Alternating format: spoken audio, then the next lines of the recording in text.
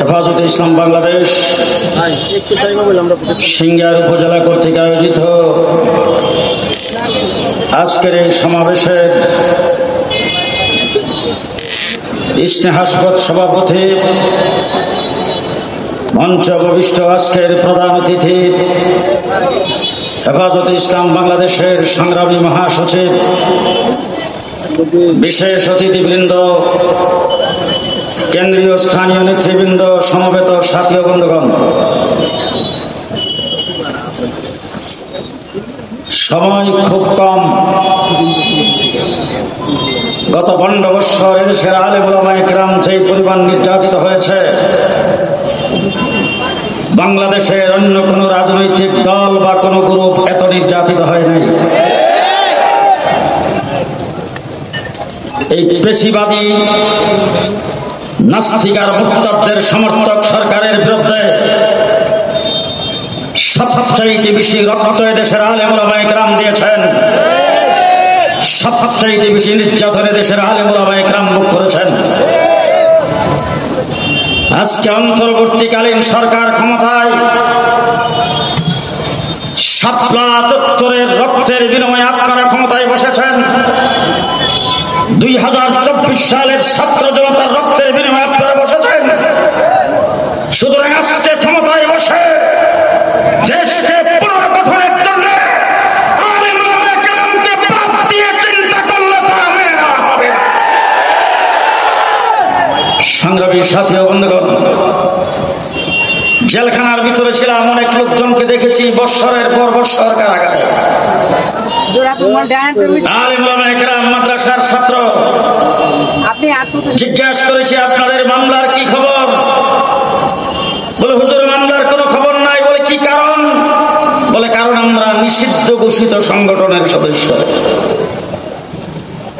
বাংলাদেশে সন্ত্রাসের দায়ে, জঙ্গিবাদের দায়ে যেই সমস্ত সংগঠনকে নিষিদ্ধ করা হয়েছে, সমস্ত সংগঠন যদি একত্রিত করা হয়, আওয়ামী লীগ যে সন্ত্রাস করেছে তার 100 ভাগের 1 ভাগও হবে না।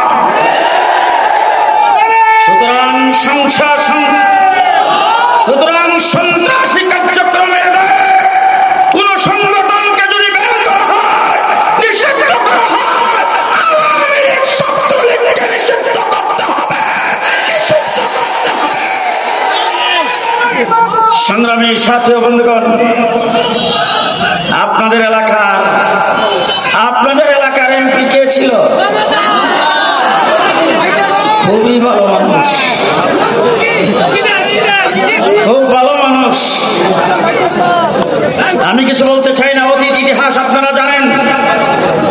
যদি ভোটে নির্বাচিত হতো, মমতাজের মতো ব্যক্তি জামানত পাবে না, বিপুলপুরে জামানত হারাতো। শেখ হাসিনা নর্তকী গায়কদেরকে ধরে ধরে এমপি বানায় সংসদ পবিত্র করেছেন। হযরত হাফিজ হুজুর রাহমাতুল্লাহ আলাইহি 81 সনে রাষ্ট্রপতি নির্বাচন দাঁড়ায়া তার বক্তৃতা ছিল তুবু ইলাল্লাহি জামিয়ান আইয়ুহাল মুমিনুন। হাফিজ হুজুর বলেছিলেন, আমরা গত দিনে আমরা ভোট দিয়ে যেই গুনাহ করেছি, সেই ভোটের মাধ্যমে সেই গুনার তওবা করতে চাই। আজকে সিঙ্গারবাসীকে জিজ্ঞেস করতে চাই, ভোটে হোক, ভোট সারা হোক, ঘোষণা দিয়ে হোক, যেইভাবে হোক, একজন নর্তকীকে আপনাদের মাথার উপর চাপিয়ে দিয়েছিল। আগামী দিনে যদি বাংলাদেশে সংসদ গঠিত হয়, সেই সংসদে সংসদে পাঠাতে